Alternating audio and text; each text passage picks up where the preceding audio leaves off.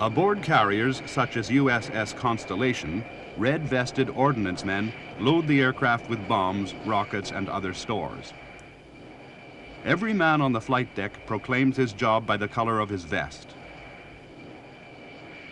Bombs are armed with their fuses and the safety wires attached. These will pull free once the bomb is released from the aircraft.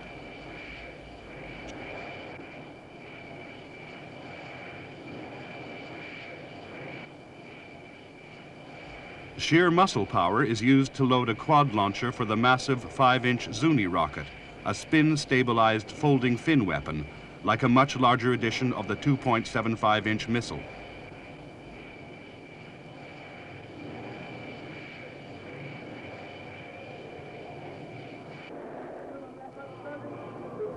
The Vought A-7A Corsair II attack aircraft was not even designed in 1964, but the first was flown in 1965, and by 1967 they were flying combat missions in Southeast Asia, setting a speed record for the gestation of a modern airplane.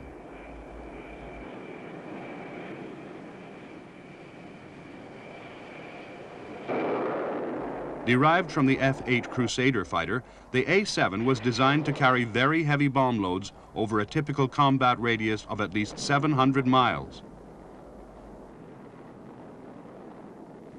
Carrier-based ground attack aircraft were a vital weapon in the prosecution of the air war over Southeast Asia. Together with land-based assets, they were tasked to strike targets in both South and North Vietnam.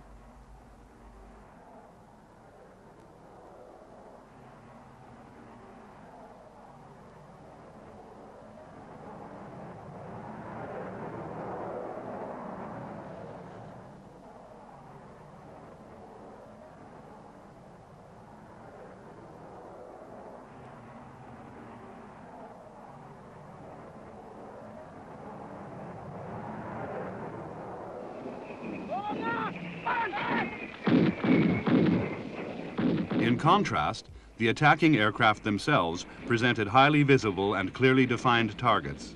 And even in the late 1960s, the air defenses of North Vietnam were well on the way to becoming the most powerful, in terms of numbers of guns, anywhere in the world.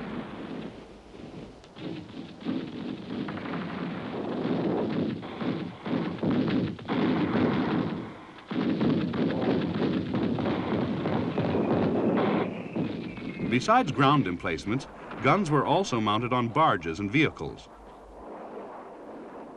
The opposition comprised tens of thousands of infantry weapons, plus dedicated flak in calibers from 12.7 millimeter up to 100 millimeters. The guns employed primitive mechanical sights, but the sheer volume of fire meant that occasionally some rounds struck home, resulting in catastrophe for the attacking aircraft. Even today, most low-level attack pilots regard triple anti-aircraft fire with at least as much respect as they do surface-to-air missiles. Nevertheless, during most of the early years of the Vietnam War, it was still possible for the attacking aircraft to fly at quite comfortable heights above the ground, say from 500 to 5,000 feet. From here, for instance, Marine Corps A-4 Skyhawks, using Zuni rockets, could spot the target and then make a prolonged diving attack using the front gun sight in the depressed reticle mode. The Zuni, like other unguided rockets, was not a precision weapon.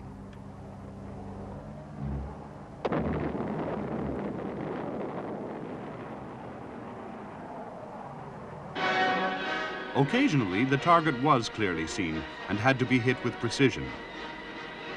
The overrun Special Forces camp near Khe Sanh in early 1968 was a good example. U.S. warplanes pressed home their attacks at point-blank range, putting down napalm, salvos of rockets, and many other kinds of ordnance.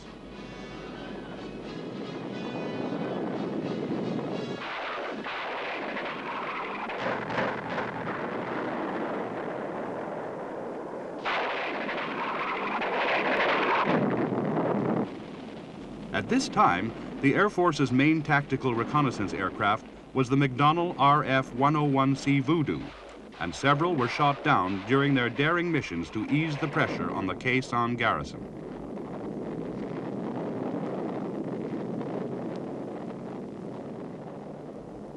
Precision attacks at low level increasingly ruled out using normal slick iron bombs.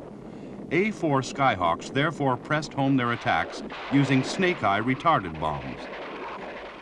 These are slicks with added tail retarders in the form of spring-open air brakes, which jerk the bomb back after release to let the attacking scooters escape the explosion.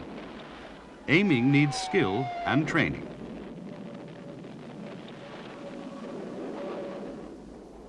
Even so, many aircraft were shot down.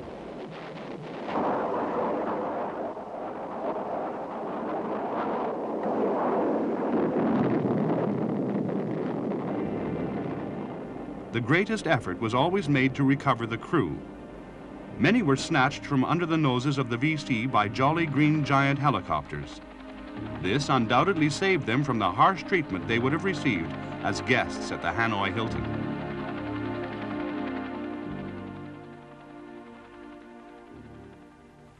One of the greatest airplanes in Vietnam was the immortal Sky Raider, flown by the South Vietnamese Air Force, the VNAF, and also by the Navy, Marines, and Air Force. As an escorting battle wagon for the Jolly Green Rescue Team, it became known as Sandy, though its common nickname was the Spad. Some were single-seat A1H versions, and others the wide cockpit A1E. The VNAF received considerable numbers of both, as well as a few A1Gs and Js. Their Sky Raiders flew more attack sorties than any other single VNAF type. Most were equipped with 4 20mm guns and could carry at least 4 tons of assorted ordnance on 15 hardpoints. A1H Sky Raiders often worked with an FAC, a forward air controller, who orbited at 95 miles per hour just above the jungle in his vulnerable, unarmored, little Cessna 01E Bird Dog. On the FAC's directions, the Spads would dive to the attack using slick bombs and the 20mm guns.